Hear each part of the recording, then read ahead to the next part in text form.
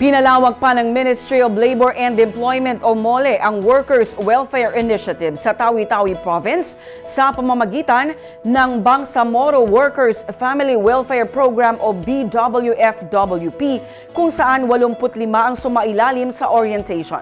Ang kwentong serbisyo publiko mula kay Jen Garcia. 85 manggagawa at employer sa Tawi-Tawi ang isinailalim sa orientation hinggil sa Bangsamoro Workers Family Welfare Program o BWFWP araw ng Miyerkules, August 13, 2025.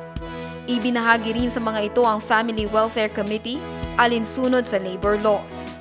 Ang komite ang responsable sa pagpaplano, pag-organisa, pagpapatupad at monitoring ng family welfare programs upang matiyak na ang kapakanan ng mga manggagawa ay mananatiling prioridad sa polisiya at nakaugalian.